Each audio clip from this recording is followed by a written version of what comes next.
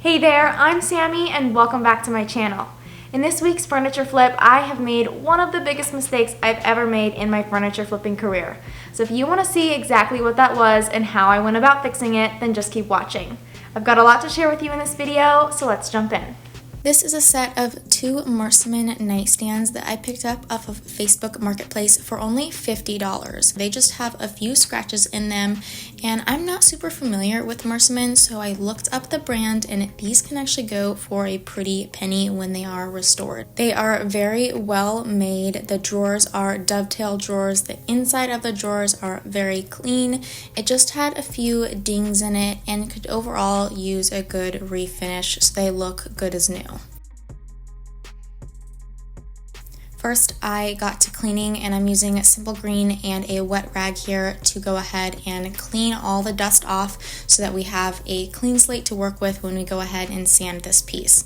Now, this is going to involve a lot of sanding. I knew what I was getting myself into when I bought these pieces, but luckily I have a sander that is going to help me with that a lot. I recently just got a Festool padded sander as a birthday gift, so I have been testing that out here and there, and this project was the perfect one to test it out with. I removed the drawers and took off the hardware, set those aside for later because I am going to reuse the same hardware.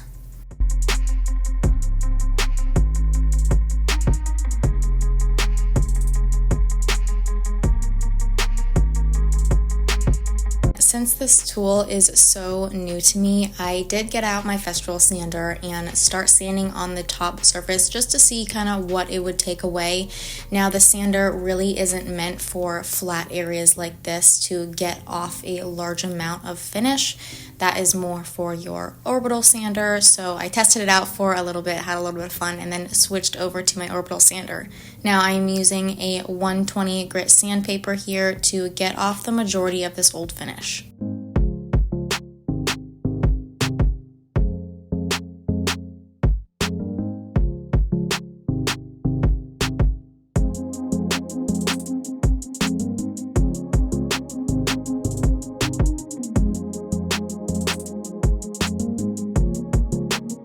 Alright, I've moved everything inside because it's so hot outside right now and there are so many bugs. I'm not sure if you can hear them right now, but the cicadas are insane.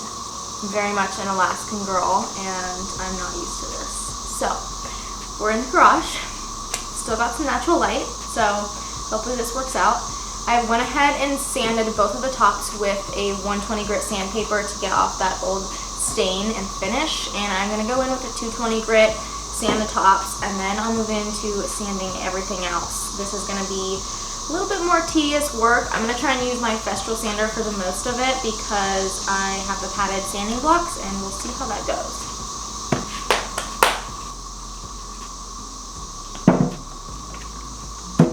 Boom.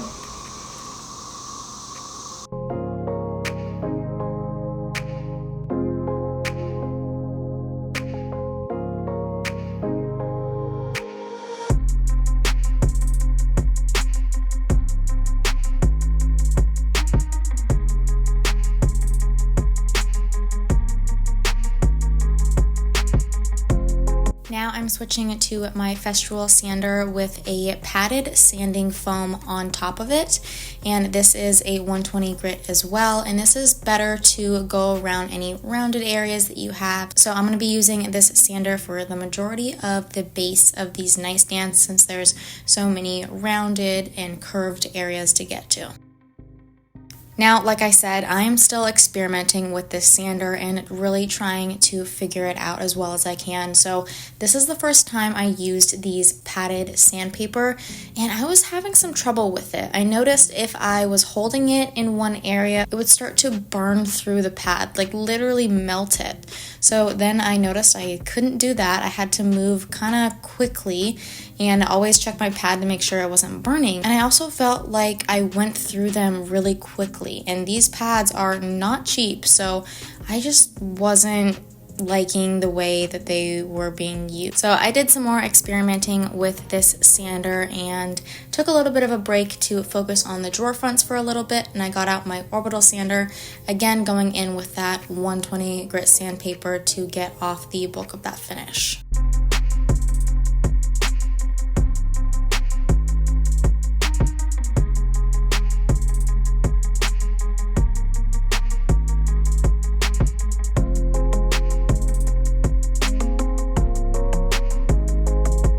You'll notice that my sandpaper isn't quite attached to the sander, and that's just because I don't have the proper sandpaper to change out just the sandpaper on the sander.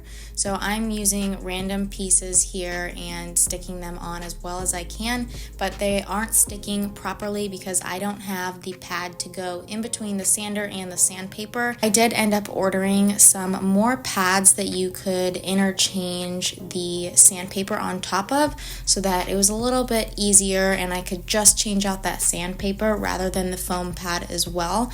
And I think that's going to work 10 times better than this will. So I'm just waiting on those to arrive, but I still needed to work on this project, so I went with this method as long as I could. For any of the larger flat surfaces like the under table here, I did go back to my orbital sander to get most of that finish off, and then if I needed to, I'll go in later with my festool sander along the edges to remove anything I couldn't reach with the orbital sander.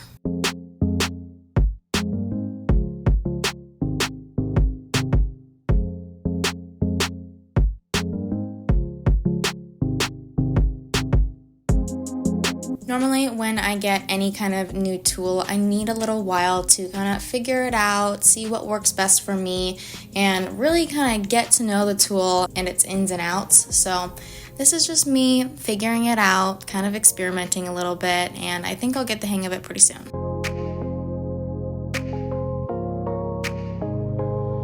So far, minus the sandpaper dilemma I was having, I really do love this festool sander, and I will be doing a review video on it in the near future once I get a little more experience with it. So let me know if that's something you guys are interested in, or if you'd be interested in seeing a video of my most used tools.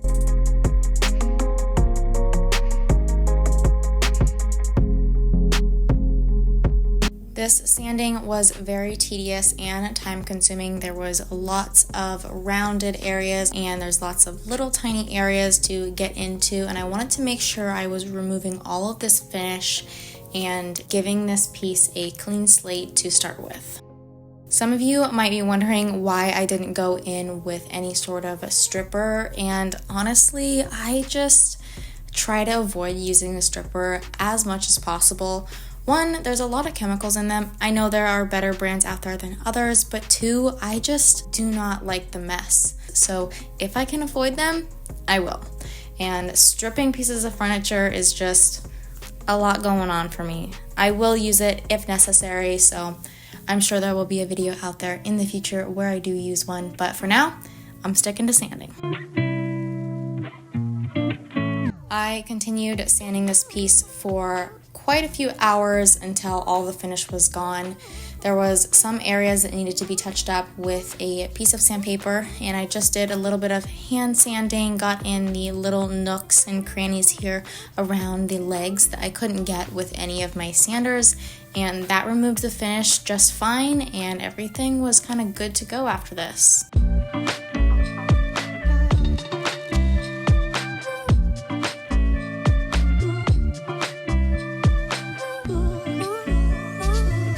I finished everything off by going over it with a 220 grit sanding pad just to make sure there weren't any areas I missed and make sure everything was nice and smoothed over.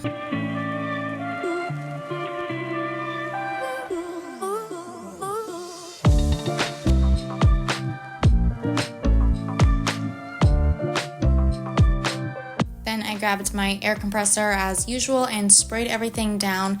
This had a lot of dust in it, and this piece had some deep wood grain, so it helps too by removing that dust from in the wood grain. And I wish I would have got a close-up here for you guys because you can really see the dust come out of the grain and it's a lot more clear. Then I'm going ahead and wiping everything down with a damp cloth to ensure that we collect any dust remaining on the surface. And now that we've got everything cleaned up, all of the dust is gone, we are ready to paint this piece. I'm just kidding. I'm not going to paint this piece. I will be oiling it. Hope it didn't scare any of you. A lot of people take painting wood pieces of furniture very seriously, and I love natural wood pieces as well, but in some cases I definitely do paint them, but in this case I will be oiling it. I'm going to be using tung oil to finish it off. This is a great product to finish natural wood pieces of furniture. You just apply a few layers and it's going to penetrate into that wood grain and seal everything off while enhancing that rich wood tone. So going in with coat number 1, I am applying a very thorough layer. I just put a glove on so I can rub it on the entire surface, and then we are just making sure we get every nook and cranny covered.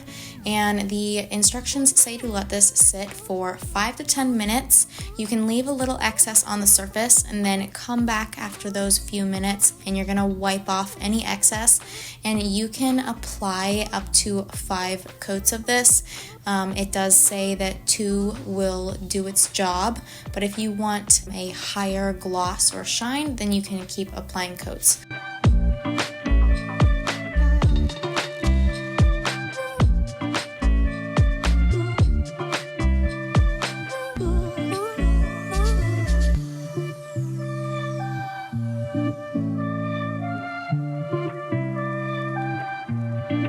Some of you may be wondering what the huge mistake was in this video, but well, it hasn't happened yet, so just keep watching. The hardware knobs needed a little bit of a touch-up, so I brought those outside on a piece of wood and gave those a fresh spray of gold spray paint to kind of freshen them up, cover any imperfections, and make them look good as new. Then I caught Molino basking in the sun, so I had to get a clip of that. Alright, prepare yourself, because this is where it all starts to go a little bit downhill. I'm applying coat number 2 here of the tung oil, and it's all going fine. I'm rubbing a coat on the top surface here with my glove, and then I'm going to continue doing that all over the piece and let that sit for about 5 to 10 minutes again.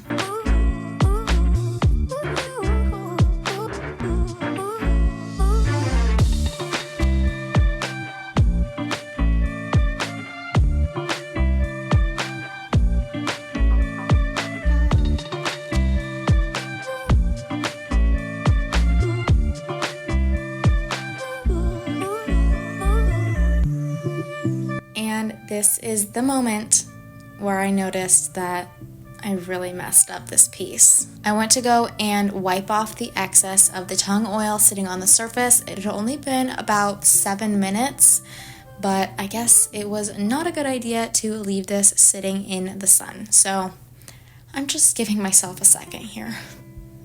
I picked them up and brought them into the garage because obviously not a great idea leaving them in the sun. So we were going to assess these better while they cooled down. Right here, I'm just grabbing a little bit of mineral spirits that I had on the shelf, and I'm testing a small section to see if that's even going to solve this issue.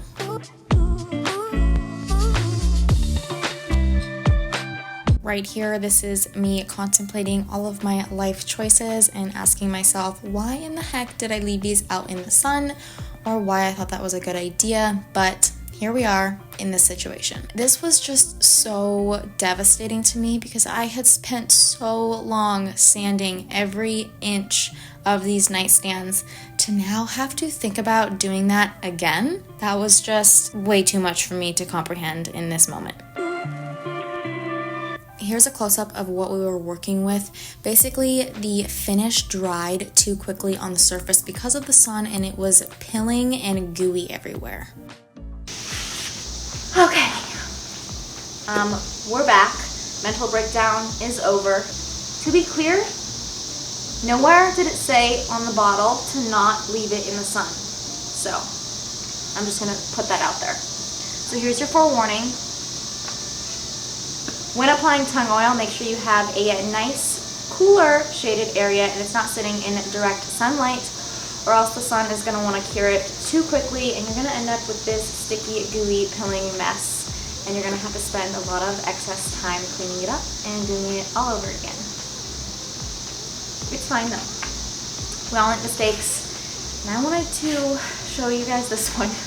So I went and picked up some mineral spirits. This is going to help us clean all of this gooey mess off of this. It's going to help dissolve the gooey tongue oil that's dried on, and then we're going to be back to square one and be able to apply another layer of the tongue oil, and hopefully all will be good as new and we can still salvage these.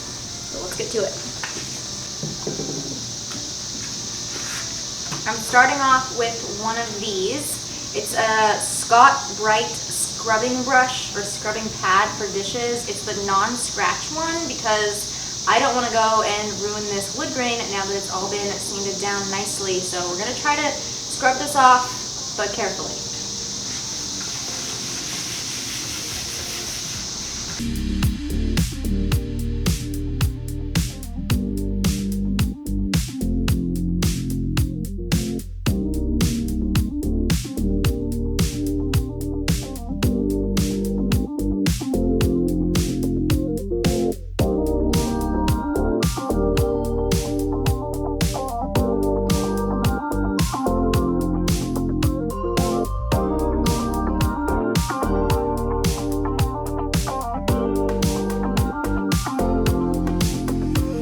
The only thing that seems to be working for me is using this, which it is a stainless steel scrubbing brush. The other blue pads, they get some off, but it's just not coarse enough to take all of it off that I need. And I've put the mineral spirits in this spray bottle so I can kind of mist it on as I need it, because dipping this in the mineral spirits is just making too big of a mess. I will never make this mistake again, ever. And I hope none of you do too, so I hope I'm saving you from this, although maybe most of you would never do what I did, so it's fine. It's fine.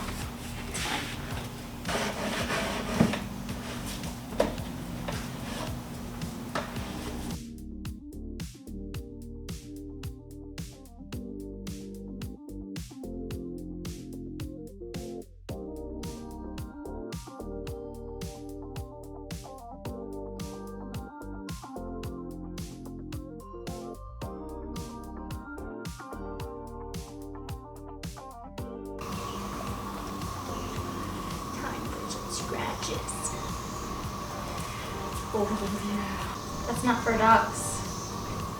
That's not for you either. I know.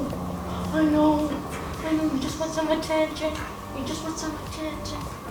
Oh, Boo wants to be part of the video. I spent 3 hours scrubbing every inch of these last night, and I'm not done yet. I'm gonna finish up. I have a little bit more to do on this guy, and then I'm gonna kind of go over everything, give it a quick wipe down so that we can start from scratch. So let's get to it.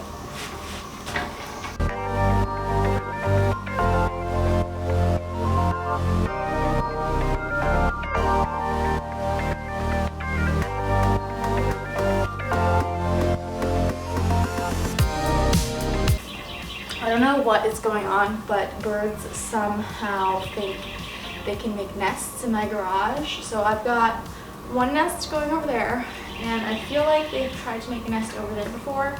So they're in and out all the time. I'm not quite sure what their plan is, but does that ever happen to you?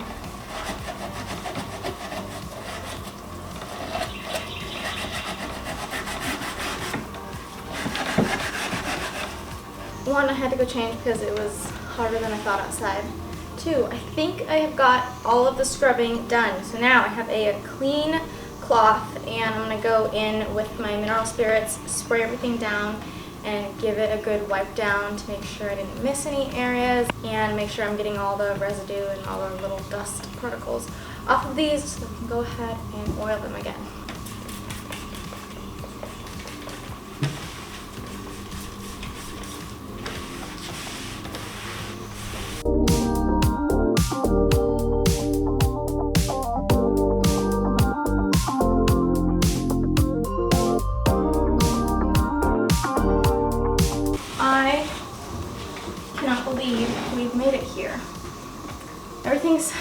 removed. I've got a clean slate, I think, for the most part. We're going to try and put another coat of this tongue oil on it. So I'm going to be sure to shake it. And I'm also going to apply it with a lint-free rag this time, just so I get a nice thin coat, let that dry, and I'll probably do several thin coats and see how that looks. Another thing to note with this tongue oil, you can really do like up to 5 coats or so depending on the gloss level that you want. Recommended is 2 coats to get a nice and protective finish, but you can always do more than that if you want it to be a little bit glossier. The more you add, the shinier it will get. So we'll kind of see along the way how these thin coats are looking, but cross your fingers and learn from my mistakes.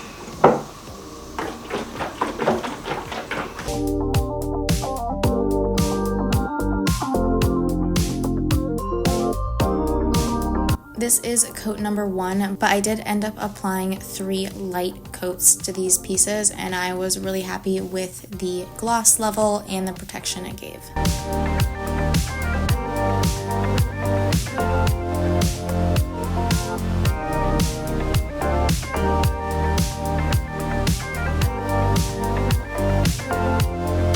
There were a few areas where the veneer was a little bit lighter and missing, so I just went ahead and touched those areas up that I filled so that the wood grain would blend well together. I'm using my Varathane touch-up markers, and these things are amazing. Sometimes I will use my paint kit, but for something like this and so tiny, I love just getting out these markers. It takes just a few seconds and they work amazing. To finish this piece off, I'm going in with a beeswax wood finish polish, and I'm applying this all over the entire nightstands using this large bristle brush. It gives it an extra layer of protection, and it just really adds a glow and a shine to the piece that I really like. I love using this beeswax polish as a finishing touch for any kind of a natural wood piece of furniture that I'm working with.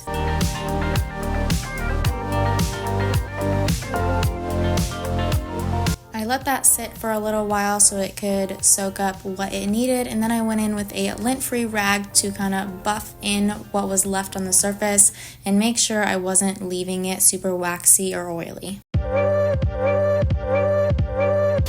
And then it was time to get these drawers put back in, and I added the hardware on each drawer front.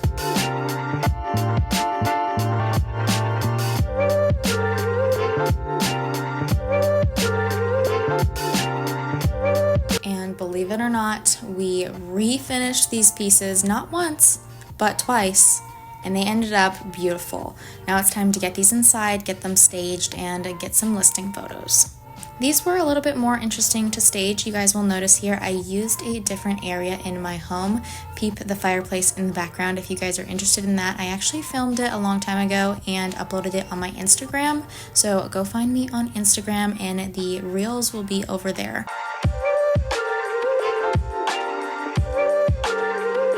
Now let's go back to give you a good reminder of what they started off looking like so that we can truly appreciate what we're going to end up with.